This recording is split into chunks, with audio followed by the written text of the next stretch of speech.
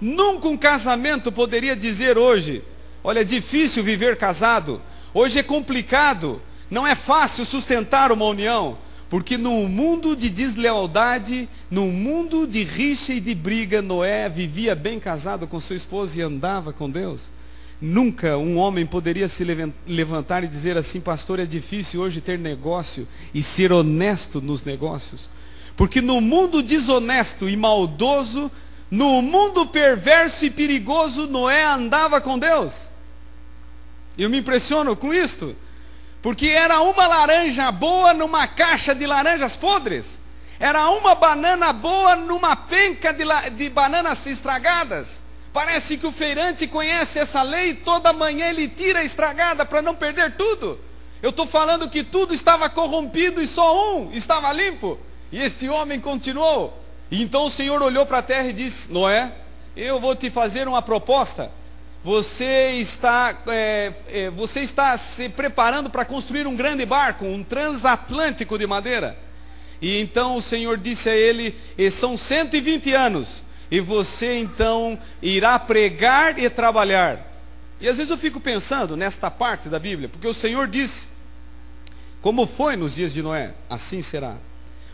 Como aconteceu nos dias antes do dilúvio, voltará a acontecer. Então o Senhor disse: Noé, constrói um barco. Com o que Noé construiu o barco? Será que o Senhor disse: Noé, eu vou fazer um depósito do Banco do Brasil Celestial para o Banco do Brasil aí da sua cidade, ao meio-dia, você pode ir à sua conta e sacar 5 milhões de dólares. É dinheiro suficiente para construir a arca? Não, pastor, eu não gostei porque você modernizou a história. Não, então vamos deixar a história como é. Tampouco o Senhor chegou para Noé e disse assim: olha, sai para fora da sua tenda e fica olhando para o céu, que daqui a pouco vai vir um saco de ouro. Está aí, transforma em dinheiro e constrói a arca. Com o que Noé construiu a arca? Ele vendeu a fazenda que tinha e colocou na arca.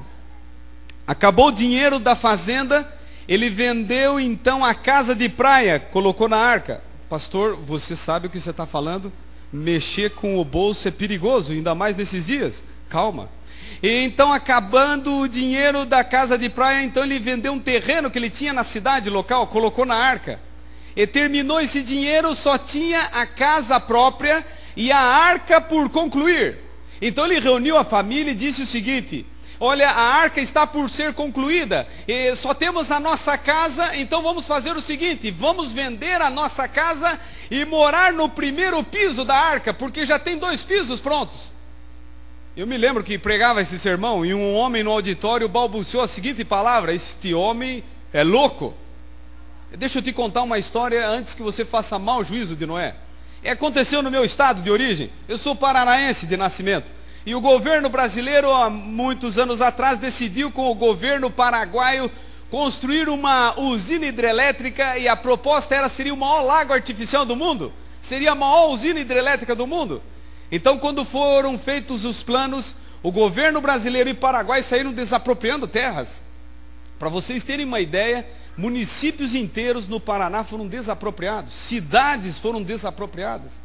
Conta-se uma história de que os agentes do governo federal estavam desapropriando terras. Eles chegaram numa fazenda e aquele dono de fazenda recebeu muito mal os agentes do governo. E eles disseram: olha, nós viemos aqui desapropriar a sua terra. E ele disse: olha, eu não vou sair daqui por nada. E os agentes disseram: não, você não pode obstruir um projeto de 2 nações. E eles disseram, e ele disse assim: não, eu não estou aí com essas nações. Eu quero dizer a vocês que essa fazenda eu recebi do meu pai, que recebeu do meu avô. Quando o meu avô entrou aqui ainda eram matas. Ele desbravou isso aqui, de forma que isso aqui tem laço emocional. Eu não saio daqui por nada. Diz a história que um dos fiscais foi ficando nervoso com a atitude irracional daquele homem. E disse a ele: tá bem, nós viemos aqui desapropriar, mas você não quer desapropriar. Então eu quero te dizer o seguinte: nós viemos aqui para te desapropriar, mas você não quer sair, então pode ficar com a tua propriedade. Nós iremos embora. Mas eu quero te lembrar que daqui a 3 meses, a sua casa de fazenda estará a 10 metros debaixo d'água. Eu quero lembrar que as tuas 2.000 cabeças de gado, daqui a 3 meses estarão a 40 metros debaixo d'água. Bem, eu vou mudar agora. Eu vou me tornar um corretor de imóveis. Eu vou ser um vendedor. E diz algumas regras que se você quiser vender alguma coisa, você tem que olhar bem para uma pessoa e, em primeiro lugar, sorrir. Parece que existe uma atração entre os dentes, não é? Você sorri, não é? E a pessoa também sorri. Parece que os dentes saem para fora, os outros também querem sair, não é? Um quer ver o outro, não é? E eu estou vendendo uma casa. E essa casa tem 10 quartos. E cada quarto com suíte. Ela é toda bem mobiliada. Ela tem 2 salas, 2 salas de jantar. Ela tem cozinha. Esta casa, ela tem garagem para 4 carros. E já estão ali os 4 carros. Nessa casa, ela está toda mobiliada com a mobília, com os eletrodomésticos, com aparelhos eletrônicos. A parte da frente dela tem jardim. Na parte dos fundos, e deixa eu terminar, porque essa é uma gigantesca casa, talvez alguém esteja interessado. Na parte dos fundos dessa casa existe uma área de lazer, tem campos para a prática esportiva de tênis e outras coisas.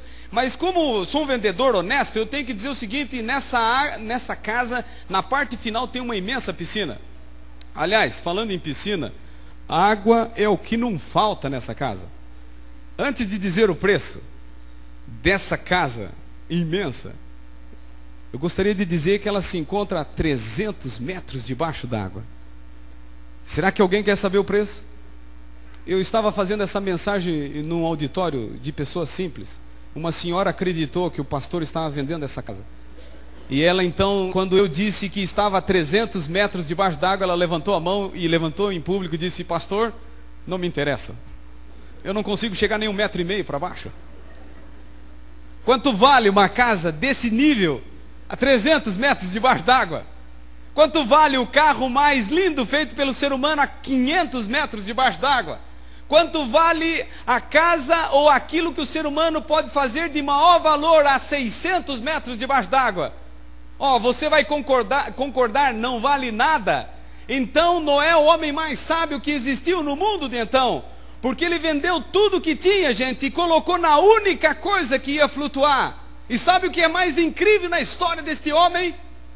É que terminado 1 ano do dilúvio, passado 365 dias, quando abriu-se a porta da arca, ele saiu para fora, e ele era dono do mundo.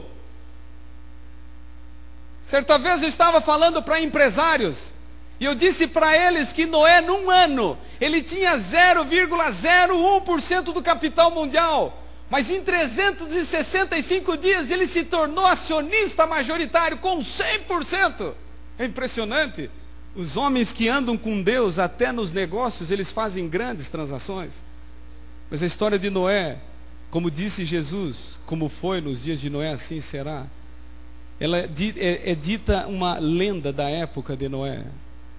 Um grupo de sábios, eles se levantaram porque ao ver construída aquela imensa embarcação, ao presenciar aquele imenso transatlântico, isso causou um choque no mundo de então.